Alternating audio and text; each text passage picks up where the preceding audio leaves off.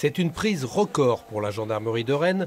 380 objets très divers, des bijoux surtout, mais aussi des dollars, des armes de collection, du vin, des chaussures, des gants de boxe et même une légion d'honneur.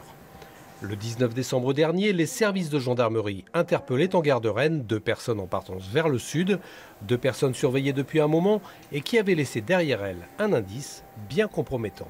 Nous sommes amenés à enquêter sur 2 personnes qui sont bien connues des services de police et de gendarmerie sur Rennes, puisque lors d'une enquête de cambriolage sur le secteur de Mordel, nous découvrons dans un sac à dos un appareil photo que nous reconnaissons comme ayant été dérobé dans un cambriolage précédent et sur lequel nous découvrons des photos de ces 2 personnes qui sont bien connues de nos services.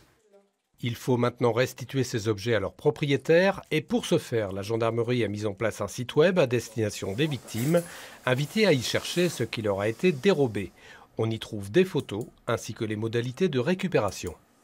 Le but, c'est de pouvoir référencer tous ces objets, les photographier, les mettre en ligne et que les gens puissent reconnaître des objets, nous les signaler, d'une part pour pouvoir les restituer à leurs légitimes propriétaires et d'autre part pour pouvoir formellement imputer des faits qui n'auraient pas encore été aux 2 personnes que nous avons interpellées. L'enquête est toujours en cours, en particulier pour déterminer la filière d'écoulement des objets. La complice des cambrioleurs, chez qui le butin a été récupéré, a été mise en examen mais laissée en liberté. Les 2 hommes, un majeur et un mineur, ont eux été placés en détention provisoire. Ils encourent une peine de 7 ans de réclusion.